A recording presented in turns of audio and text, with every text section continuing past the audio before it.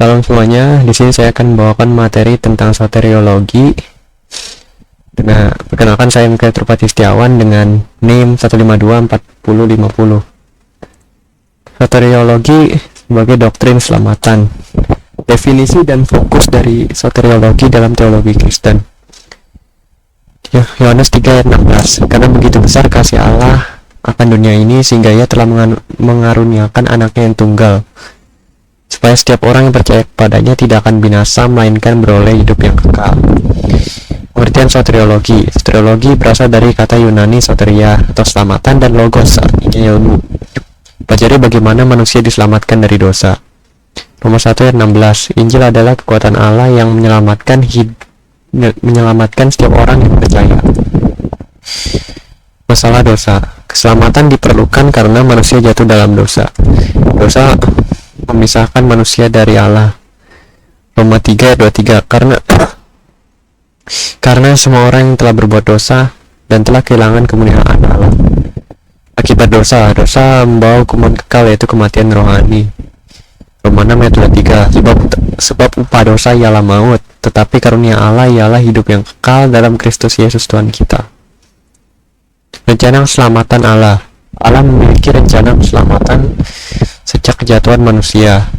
Keselamatan dilakukan melalui pengorbanan Kristus. Kejadian 3 ayat 15. Keturunan perempuan itu akan meremukkan kepalamu. Janji pertama tentang Mesias. Kristus datang ke dunia. Yesus Kristus datang ke dunia sebagai manusia untuk menyelamatkan umat manusia. Yohanes 1 ayat 14. Firman itu telah menjadi manusia dan diam di antara kita. Pengorbanan di salib. Pengorbanan Yesus di kayu salib menjadi dasar dari keselamatan. Darahnya menebus dosa manusia. 1 Petrus 2 ayat 24. Ia sendiri telah memikul dosa kita di dalam tubuhnya di kayu salib. Bangkitan Kristus. Kebangkitan Yesus membuktikan kemenangannya atas dosa dan kematian. Ini adalah inti dari iman Kristen. 1 Korintus 15 ayat 17. Jika Kristus tidak dibangkitkan, maka sia-sialah kepercayaan kamu.